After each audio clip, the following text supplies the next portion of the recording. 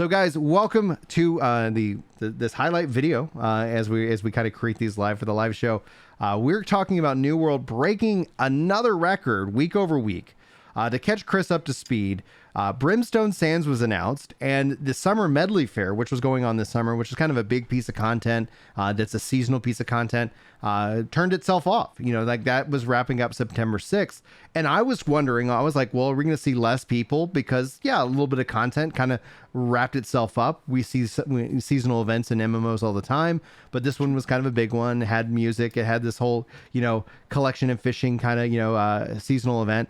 And no, we actually saw quite the opposite. We saw them add in more servers over the weekend for EU. EU's really growing fast. We've seen them increase the overall capacity up to 2,500 now. So it started at 2,000, and then every weekend we've seen them increase the server capacity for the amount of people who could be logged on simultaneously. So per server.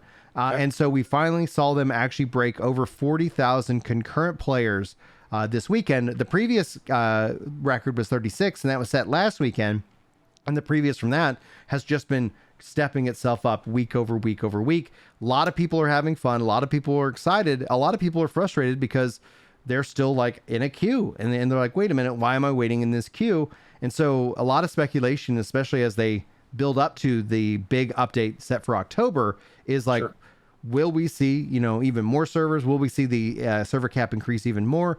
Will we see new, bigger records being set by this once thought, or, from a YouTube perspective, dead MMO players that are actually like in the know? They're like, what are you talking about? Like, game's doing fine. Chris, is this news exciting to you? Obviously you are, like me, like you're I play Guild Wars 2, like you play New World, like very occasionally. Yeah. So, I mean, content's king. In the last video, I mentioned No Man's Sky from a launch perspective as an example of something that kind of tarnished a good name because it got linked to Sony and the marketing aspect of it got mishandled. But No Man's Sky, for the purpose of this video, I would like to note, really turned itself around and became quite the game through just good content. And yes, the internet as a whole decided it was dead and it was this failure and this meme, but they're just plugging away and putting out brilliant, slow, steady updates.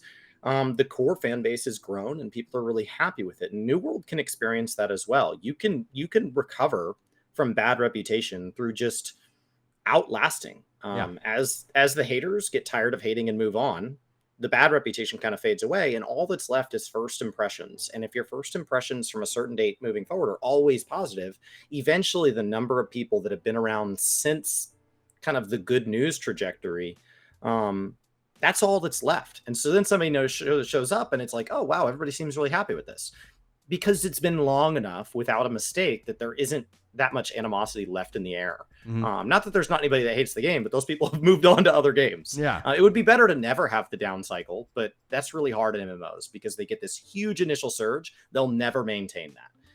When Ashes of Creation launches, it'll have 10 million concurrents or something stupid. And then 6 weeks later, it'll be down to 100,000 and people will be like, failure. But like, it's not a failure. It'll be down to like an actual healthy, sustainable number. That's actually one of the, like a really good point. Cause I've always argued that it's that people say it's lost players. I'm like, it's never actually had those players. Like hype is a hell of a drug. Like people are just like, all right, I'll throw $40 at this and try it out and see what I think. And there's also a part of like wanting to be a part of like the crowd. Like, oh my gosh, everybody's playing this game right now. Is this the next big, not even just MMO, the next big thing? It's fun. Right. Even if I don't intend to stick around. Like, I hope that New World, I hope when a new MMO launches, that it launches during a down cycle for 14, so I can go over there, even if I intend to come back to 14 on the next patch. Like, I may already have an exit date. No matter how good it is, I'm out on the 18th. Like, that's fine. I just want to be there. That week one is so fun. So it's good to see them continuing to launch updates. What I will say from a data point standpoint, the pessimist in me. So since Brian is representing the really good sides, just to make it clear, I like New World. I'm rooting for them. I have a lot of fun when I'm in it. But Brian represents all of my positive feelings and more. So to kind of focus on like the negative side of it, my question to you would be like, were there drop campaigns going on at the same time? Was there marketing campaigns going on at the same time? Were there sales for the game at the same time? Was there anything else that could be driving growth besides just organic joy? So the drop campaigns did turn off prior to this. Okay. And interestingly enough, the game was on sale, but not the sale ended prior to this newest surge. So I think it in part is just the fact that when you look at what, and there's another pillar of MMOs. Yoshi P actually talked about this specifically, kind of to relate this to Final Fantasy, because one of the things also I find, as just an aside, just to seed this into everybody's mind for later, is that New World and Final Fantasy 1.0 like have so much actually in common, both in terms of things that they tried to do, where New World actually succeeded on those things and 14 actually did not. And a lot of people say that New World needs an ARR moment. It needs to really go back and rework it. And it's like, actually, it delivered on what 1.0 did not. It does have problems, and those problems have been addressed. And to actually address here in chat, like regarding the leveling process, they were rolling out within October a 1 to 25 leveling experience that is like, I think people will really like it. Final Fantasy 14 players will really like it. The next phase of that is also just as critically important, but we don't know when the 26 to 60 leveling and story process brings in. But I'm telling you, like, it felt like I was playing a very beautiful voice acted, like, spare no expense Final Fantasy, you know, that we all have been wanting them to do to ARR. But all that being said is that when it comes to that experience, all those things got turned off. This pillar, I think, is the promise of a future, the hope of a future, the hype of a future. And so what you're seeing, I think, happen is that since they've just announced Brimstone, and Scott, the lead director, he's teasing even bigger announcements. Some of my contacts are like, we can't tell you what's happening, but, you know, get ready. And I said, guys, if y'all are announcing an expansion at any point in time soon, if you think 36 and 40,000 returning at any one point in time is big, you better have your servers ready, because it's like people off of just a news of an expansion will be like, oh, I want to come back and see what's all changed. I want to be ready for the expansion. Like, that's what we see within 14. As soon as they announce 7.0, like, the only exception here, and I'm actually, I want to get Chris's thought here, is that when I look at the numbers since they did their PvP rework, 14's holding on to 100, like, so many more people than they ever have in their in the kind of the history of kind of the drop from 0.0 to 0.5. Like, we're actually seeing so much more retention. What do you think? That's going to vary. So, like, Oceanic as a community has a less engaged PvP base. Mm-hmm. So that's going to vary by region, how engaged with that they are, how much PvP is doing the heavy lifting.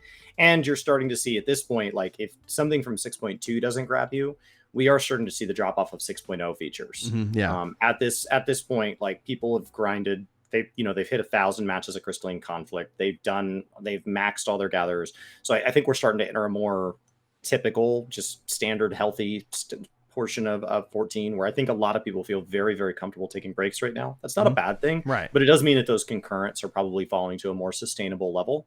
But all that does is mean that it's really fun. You know, we had some people in chat today saying they were coming back, and some have been away as long ago as 6.0, like Windex. Others have just been gone away for a few weeks at a time. So it's been an easier time to take breaks. I think that there's been plenty to do as well. I think that when you talk about New World, though, you're not comparing it to 14, where that break is a more intentional decision of, do I turn on or off my sub? Right. I think it's much closer to Guild Wars, where you can just literally update your client and say, I'm going to play. And then you just hop in. Yeah. And so if they're going if the new player experience is to 25, and then you don't like what's after that, you could say, you know what? All right. Let me know when 26 comes out. Boom. And then you just hop in then. So, like, you can come and go freely.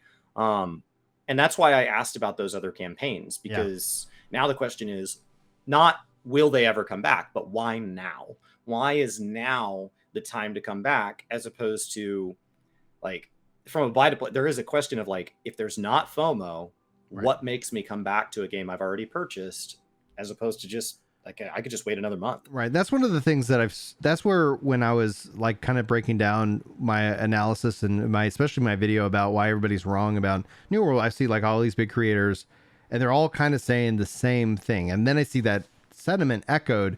But then when I just go look at the number and actually what people and gamers are saying is, like, I was like, no, New World actually has something special. Like, one of the things that a lot of people remark on is the sound design, how immersive the game feels, how fun it is. but how many features aren't missing or content is lacking, or they're like the general complaint ends up being not that the game isn't beautiful or fun. It's just like, oh, I really wish it had more content. I really wish it had more things for me to do. And I was like, that's actually something that I didn't hear any of the other MMO commentators actually kind of hit on in terms of kind of a grand scale. And it's like, that's a good key point. Okay, people are having fun, but they want more things to do. Content is king. Okay, cool. And then the devs are communicating, which essentially in my mind was like, they're following kind of a 14 model of keeping us up to date, like not leaving us in the dark, addressing the hard conversations about certain things. Okay, that's important. Oh, and they're releasing updates all the time, and then, okay, consistent. Like we could start to build out, an expectation of what's to come. And so why people are returning? It's like, hey, the game is in its best presentable state. In fact, when people come back, the number one thing they say is, man, if it launched like this, like, oh my gosh, it would be so much bigger and better. And it's like, well, yeah, maybe, I still think it would have had a massive drop. I still think it would have gone through, the death spiral that MMOs go through, because then people start saying, what, people are leaving? Oh, the game must be bad because people are leaving. So I still think all of that would have been true. And then people would say, oh, it still needs more content. And then that is something that just comes with time. But I think what you're looking at is that Brimstone stands as a piece of content, and then whatever else they've got set for the next, whatever's ever happening after this, whether it's No Man's Sky, where it's like, here's our next year's roadmap and here's all the content you can expect within it, or if they do like, here's our expansion, like whatever model they end up going with, like I think that in and of itself says, okay, they're actually really in it. They're really here for the long haul. And because I think there's an aspect of like trust that has to be built. And AGS launching a game that didn't have any nostalgia, it wasn't built off of an established IP. Right. Like it had a lot of things going out against it. And I was like, all of these factors are going to have people leave, because they won't know if AGS means what they mean when they say they're going to work on this game for 10 years, they have a 10-year plan.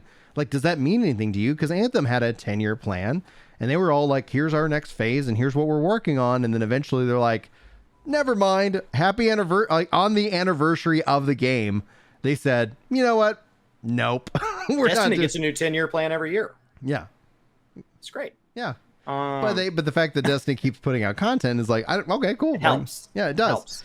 And so the fact that I think they've consistently put out content, communicated that Is Destiny about to go into another expansion? Yeah, in February 28th, the Lightfall, adding in a new power, adding in a new zone and area, like a technological city that we're now discovering. Honestly, I'm excited. I love Destiny, but it's a game that, just like with that, like there's no sub, so outside of buying the expansion, it's literally like you just update your game and jump back in and see what's going on. So I think also the ease that there's no subscription fee. So like when people say, should I come back? I go, well, if you ever had fun, like now is a great time to come back. They have so much actually going for it with the group find. Like there's so many nice quality life features and content that's been added that if you've been away for a while, it is a good experience to return right now. On top of that, I get to say, you know what? And maybe in about 4 to 6 weeks, we're getting a whole new zone. Like there's all this other stuff to be excited about. It just feels like it's an easy sell. Cause then I go, you already own it, right? And they're like, yeah, just update. Like there's nothing like, and if you're not having fun, okay, what? Like you spend a couple hours and you're like, all right. And it's still not what I'm looking for. But it's then Game Pass. Yeah, exactly. Oh yeah. Oh, I didn't like that game. Yeah. Let me go play this game. I played 3 different games in Game Pass this weekend. One of them I played for 20 minutes and I uninstalled it immediately because I knew it wasn't for me. Yeah. I didn't have anything invested. And so that's really nice about buy to play games. It's same with Guild Wars. As soon as you're in and you're set and you could hop in and come and go as you please. Yeah. So I'm really excited about that. It's good that they're doing well. When I heard those numbers, I just questioned in my head, like, are they padding those numbers? And the way you would pad those numbers is you would give the game at half off. You would give an immense reward for logging back in. You would put a seasonal event or something that has an element of FOMO. And then you would put drops and stuff like that on content creators to help drive traffic. And if you did all those things simultaneously, and then you're like, wow, the numbers are up. Well, it must be fun. Yeah. Maybe. Yeah. Or maybe you just incentivize the crap out of it. And that's actually like really interesting because all of that stuff turned off like going into last week. And so we were like, well, was that previous week that very hype? And now we've seen with the drop campaigns off, with the discount removed, with like the seasonal event gone, the numbers actually went up even higher. Oh, they're important. It's hard to separate. It's hard to separate, you know, if there's 10 variables, it's hard to isolate. And that's where actually I want to kind of maybe is to see about some speculation on your view as a casual New World player versus mine, and seeing if we like wherever we end up in the ballpark, because Brimstone Sands is in October. They turned all these things off. We have yet to see another, like there's a mystery announcement in our future, but then essentially they still haven't even turned on marketing.